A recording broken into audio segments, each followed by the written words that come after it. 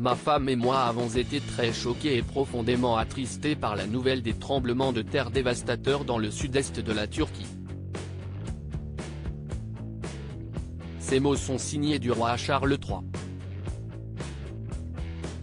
Il a tenu à réagir en son nom et en celui de son épouse Camilla à la double tragédie qui a frappé la Turquie et la Syrie ce lundi 6 février, deux tremblements de terre qui ont fait plus de 7000 morts, au moins 5434 morts et près de 16 000 blessés en Turquie, alors que la Syrie voisine compte, elle, au moins 1712 morts et plus de 3500 blessés, selon des chiffres relayés par Le Monde.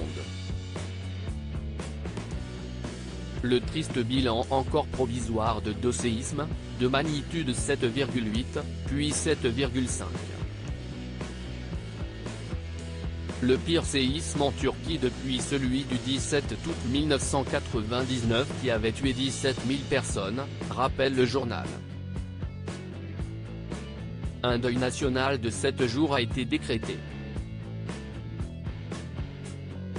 Je ne peux que commencer à imaginer l'ampleur de la souffrance et de la perte à la suite de ces terribles tragédies et je voulais particulièrement exprimer notre sympathie la plus profonde et la plus sincère aux familles de tous ceux qui ont perdu des êtres chers, a poursuivi le souverain dans le communiqué publié ce mardi 7 février.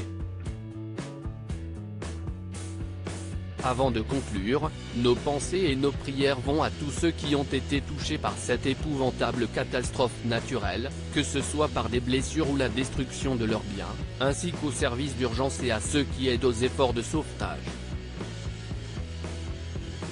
Funérailles d'Elisabeth II, la famille royale et les personnalités politiques rendent un dernier hommage à la reine de dizaines de pays mobilisés en Turquie, où 5000 bâtiments se sont totalement effondrés, 7840 personnes ont d'ores et déjà pu être extraites des décombres. Il faut aller vite, car le froid n'est malheureusement pas le meilleur allié des rescapés.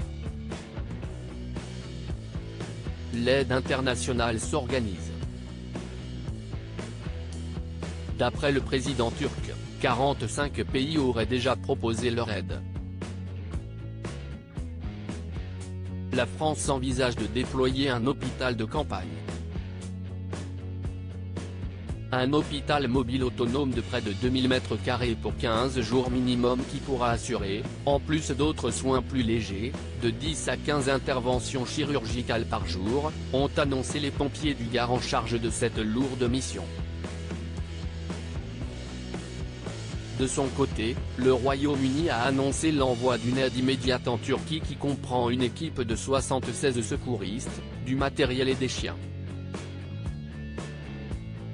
Article écrit en collaboration avec 6 médias Crédit Photo, Avalon Panoramique Best Images.